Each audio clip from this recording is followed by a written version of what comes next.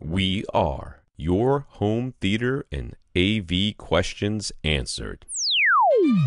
This is AVRant. Want your home theater or AV question answered by Tom and Rob? Send it to question@avrant.com. Welcome to AVRant. I'm Tom Andry, and I'm here with Rob H. Mitch. The audio board in Mitch's 10-year-old Denon 4380 Ci has died, so he's forced to buy a new receiver. He wants all the latest technologies and future expansion safety, and would like to have Odyssey Pro support if possible, since his Denon had it and had been Pro calibrated. Yeah, he actually hired a professional Odyssey Pro calibrator to come in and do the $700 thing. Wow. But it's a 10-year-old Denon, so like that Odyssey is totally different than this Odyssey that he's going to be looking at. So it's not like it was multi-EQ XT with the Pro extension. Right.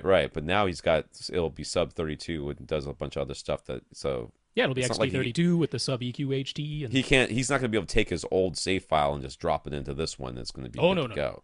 It's not going to work that way. So he was looking at the Marantz SR7011, but then he came across a Denon X7200WA. Which one is better, and which should he buy? So they're the same. But they're not. Is this one of the times when they're the same? Is it? Well, not really the same. There's some feature differences going on. So the X7200WA, that's the oldest model. It was the flagship in the year that it came out. Okay. And it was the only model that year that got an HDMI board upgrade. You actually had to send it into Denon to do a hardware upgrade to give it HDMI 2.0A, because the models that came out that year had HDMI 2.0, but not 2.0A, so they couldn't pass HDR10 signals. So this got a hardware upgrade for HDMI 2.0A, and it was the only one that got a DTS-X upgrade. Now, over on AVS Forum, there's tons of documentation about how some of the speaker configurations, for some reason, don't work properly with DTS-X. And it was something that basically never got fully resolved. It's like, you get some static out of this speaker when you set it up with this particular configuration. There were some configurations that worked fine, and then there was like a couple that didn't work, and it is a little bit hinky. The following year, you had the X4200W, the X6200W over on Marantz. You had the SR6010, the SR7010. All right. Those all could do Odyssey Pro if you wanted them to. They all came with HDMI 2.0A. They all got DTS-X. They all could do front wide speakers if you want to. Apparently, according to Marantz, none of them will pass Dolby Vision signals, which is unfathomable. And we were saying on this very podcast that there's no technical reason why they shouldn't be able to, because there's nothing. You can pass through HDMI 1.4. This is the 7010. This is the 7010, 6010, X4200, X6200. So now we're on to the current models, which are the X4300, X6300. On Marantz side, it's SR6011 and SR7011. All right, these ones, none of them can do Odyssey Pro, and that's because Odyssey is replacing Pro with the Odyssey smartphone app, which is supposed to be coming out in March/April timeframe. The Odyssey smartphone app can't do everything that Odyssey Pro used to do. You're still using the built-in microphone. You're not using the much better individually calibrated microphone that Pro used. Right. You're still doing all the processing inside the AV receiver itself. You're not connecting it to a laptop like Pro did.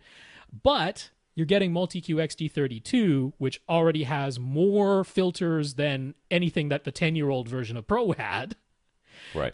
So really what you're getting in the smartphone app is the ability to make your own manual target curve. And that was sort of the favorite part of Pro that people had. They're like, I don't like the Odyssey reference curve or their flat curve. I'm going to make my own. And now you'll be able to do that with the smartphone app. The 4300, 6300, 6011, 7011, none of them can do front wide speakers at all. That's not even an option anymore. Right. But they will, all of those ones will, apparently, according to Marantz, be getting the update to pass through Dolby Vision signals. So you have to decide what the important options are to you. If being able to pass through Dolby Vision is the number one priority, then you have to get one of the newest models. That's, according to Marantz, those are the only ones that are going to pass Dolby Vision, which is stupid and I hate it, but that's what they've said.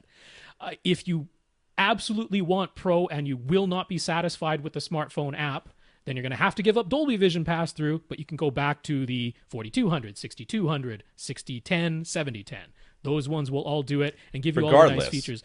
Yeah. The 7200 is not a real viable option here because... Well, there's not much reason. It's expensive. There's not that little bit of a little bit of a kink with DTS-X sometimes. It works for most people, but there's some little hinky things. It does have the one unique feature. The X6200 has the one unique feature of fully assignable internal amps. It has 9 amps built in. You can assign them completely freely to whatever you want.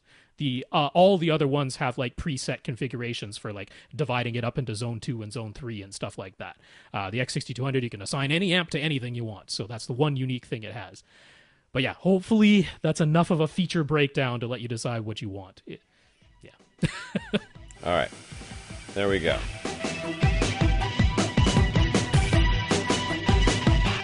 Want your question answered? Send it to question@avrant.com.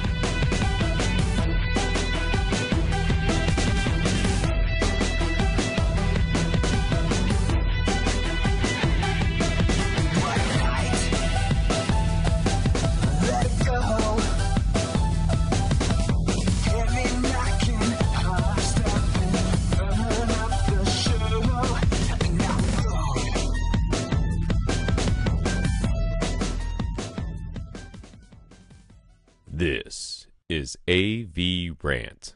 Now go out and listen to something.